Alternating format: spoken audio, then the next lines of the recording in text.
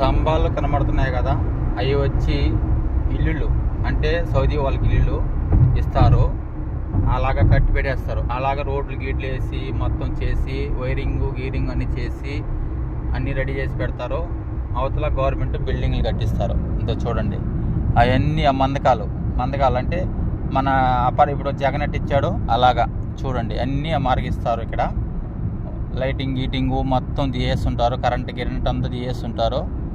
అలాగ ఫ్లాట్లు, ఆ ఫ్లాట్లలో ఇల్లు కట్టిస్తారు, గవర్నమెంట్ వాళ్ళే కట్టిస్తారు. వీళ్ళకి మనకి ఎట్ట కట్టిస్తారో అట్లాగా వీళ్ళకి కూడా అలాగే రూల్స్ ప్రకారం. ఇదే రూల్స్ మనకు కూడా ఇండియాలో జగన్ అప్పుడు ఇచ్చింది కూడా మనకి పథకాలు. సరేనా ఫ్రెండ్స్, ఇలాగే ఇప్పుడు అరబ్బీ ఖండికల్లో ఎట్లా ఇస్తారో ఇల్లు స్థలాలు ప్రతి ఒక్కరికి అలాగా అన్నీ ఇచ్చాడు జగన్ కూడా, అలాగే చేస్తున్నాడు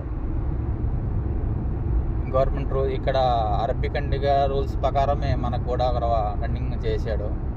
అయినా టైం కలిసిరాక అట్లా రివర్స్ అయిపోయింది అది పరిస్థితి.